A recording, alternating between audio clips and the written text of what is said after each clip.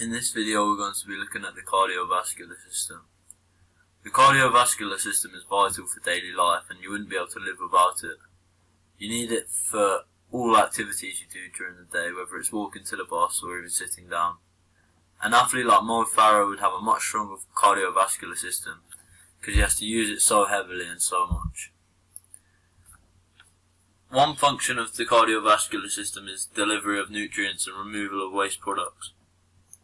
Nutrients being delivered are carried in the plasma and can be things such as protein or glucose. Removal of waste products is vital for athletes because this can be lactic acid and too much of this can be a problem. Another function is transporting oxygen. Oxygen is carried by hemoglobin in red blood cells and is called oxyhemoglobin when saturated.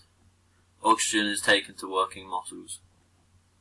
Also, blood clotting is another function and is important to stop excessive blood loss, so it could be very important for a boxer. Platelets clot blood. Protection from infections is another function, and this is what white blood cells are for. They produce antibodies to fight infections. Finally, the cardiovascular system makes thermoregulation happen. This is the controlling of heat loss and happens in arterioles. The double circulatory system is the two different circuits blood travels around in the body. These are the pulmonary circuit, which is the blood going from the heart to the lungs and back to the heart again, and the systemic circuit, which is the movement of blood from the heart to the body's muscles and back to the heart. In the pulmonary circuit, deoxygenated blood is pumped out of the heart into the pulmonary artery. Then blood travels through arterioles and into pulmonary capillaries, where gas exchange takes place. Oxygenated blood then leaves the capillaries into venules, into the and then into the pulmonary vein, where oxygenated blood is taken to the heart.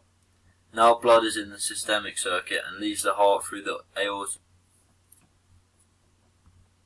From the aorta it is taken to the arterioles and to the capillaries, and gas exchange happens here. The blood leaves the systemic capillaries through venules and is taken back to the heart by the vena cava. Here you can see an anatomical image of the heart. You can see both atria and ventricles. Also, you can see both semilunar valves, or the tricuspid and bicuspid valves, which are used to stop backflow of blood. There is also a pulmonary and aortic valve to stop backflow. The semilunar valves are made up of chordae tendineae and are connected to capillary muscles, which contract and relax to close and open the valves. The heart wall is made up of three parts: the pericardium, myocardium, and endocardium. The pericardium is a double-layered sac which the heart sits in. These are the two layers of the fibrous pericardium and serous pericardium. There is a visceral and parietal layer of the serous pericardium. The myocardium is the thick muscular layer of the wall and is myogenic. The endocardium is made up of endothelium and protects valves and heart chambers.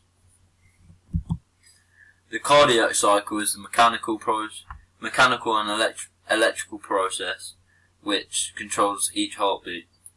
It is made up of atrial diastole, or relaxation, when passive filling happens, the atrial systole, which is the contraction phase and pushes the rest of the blood into the ventricle.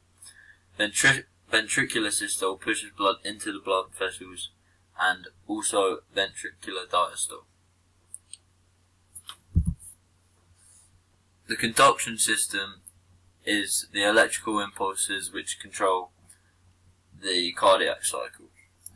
Firstly, the sinoatrial node receives a signal. Then the SA node, or sinoatrial node, sends an impulse to the atrioventricular node, also known as the AV node. The impulse then spreads down the bundle of his, and is spread down the right bundle branch and the left bundle branch. Finally, the impulse is sent up the Purkinje fibers. This is how the conduction system influences the cardiac cycle. Firstly, atrial diastole occurs, so passive filling is happening.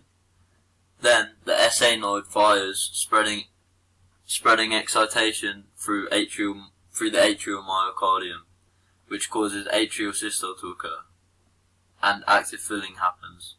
At this point, ventricular diastole is happening. An impulse arrives at the AV node and it fires.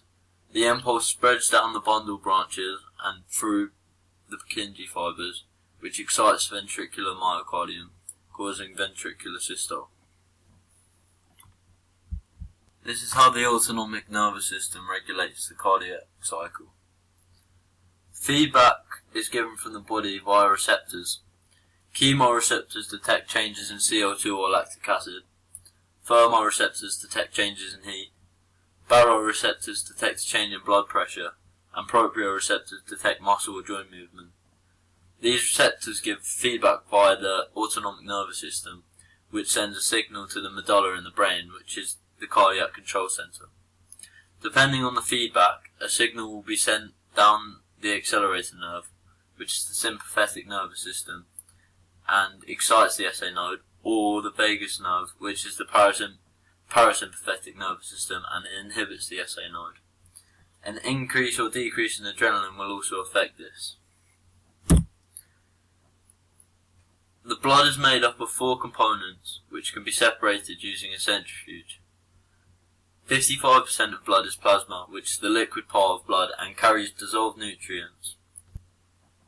Also, it is made up of erythrocytes, or red blood cells, which make up 40% of blood, and its main role is to carry oxygen.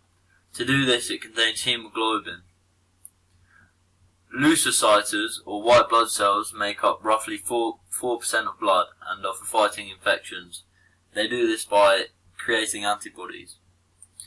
Finally, platelets make up less than 1% of blood and are to prevent bleeding by clotting blood.